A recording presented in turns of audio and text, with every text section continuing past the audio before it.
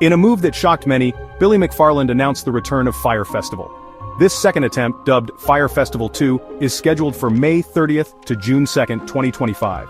McFarland, the mastermind behind the disastrous Fyre Festival in 2017, is promising a revitalized experience. He claims this time will be different. However, early signs suggest that Fyre Festival 2 might be sailing towards troubled waters. With a history of broken promises and legal troubles, McFarland's latest venture raises serious concerns. Is this a genuine attempt at redemption or another elaborate scam? McFarland has a lot to prove. His previous attempt at creating a luxury music festival in the Bahamas infamously imploded. Instead of gourmet meals and luxury accommodations, attendees were met with disaster relief tents and cheese sandwiches. This failure landed McFarland a 6-year prison sentence for wire fraud. He was also ordered to pay $26 million in restitution. Despite this, McFarland is back, seeking to rewrite the narrative of Fyre Festival. The announcement of Fyre Festival 2 has been met with a mixture of curiosity and skepticism. Social media is buzzing with discussions about the festival's legitimacy. Many are questioning whether McFarland can deliver on his promises this time around. The lack of transparency surrounding the event only adds fuel to these concerns.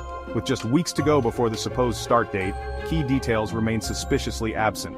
Tickets for Fyre Festival 2 are already on sale.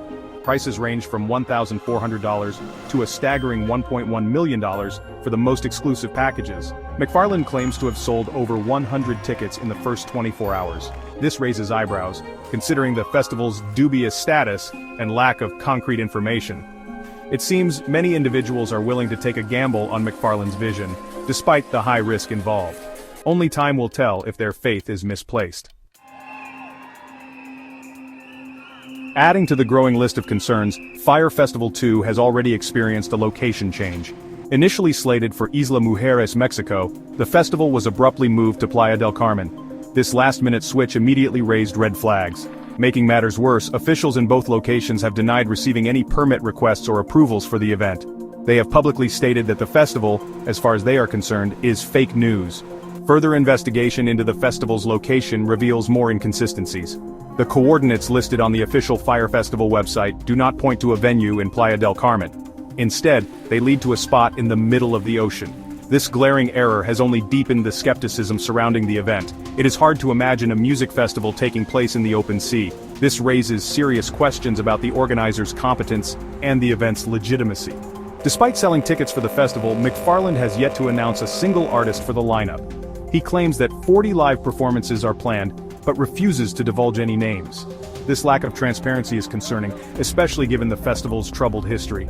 In 2017, Fyre Festival promised a star-studded lineup featuring major artists like Blink-182 and Migos. However, none of the promised acts materialized, contributing to the event's downfall.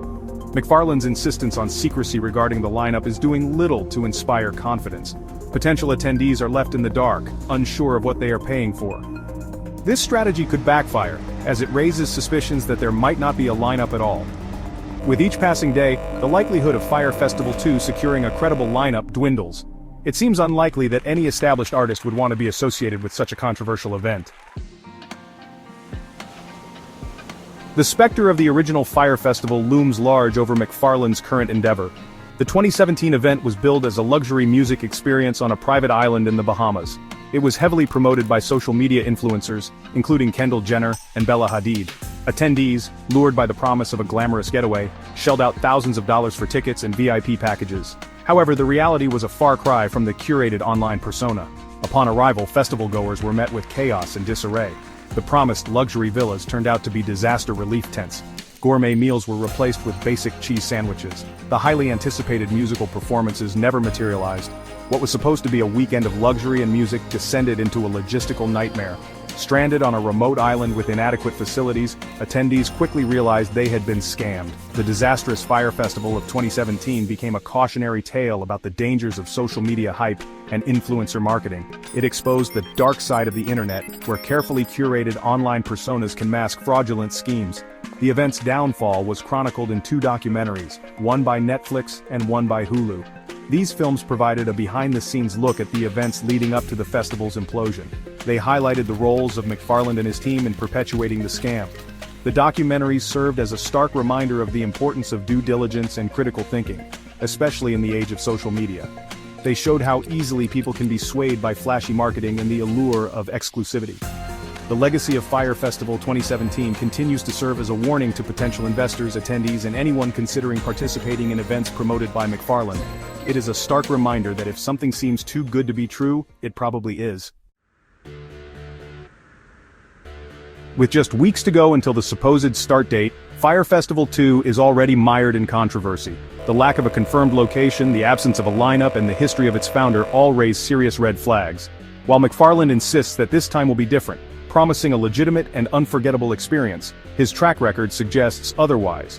The lack of transparency surrounding the event only reinforces these doubts. Potential attendees should proceed with extreme caution.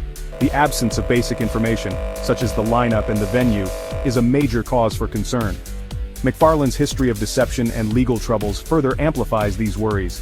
While the allure of a second chance and the promise of a unique experience might be tempting, it is crucial to remember the disastrous outcome of the first Fyre Festival. The shadow of 2017 looms large, serving as a stark reminder of the potential consequences of misplaced trust. Before investing in Fyre Festival 2, attendees should demand transparency, accountability, and concrete evidence that this time, things will be different.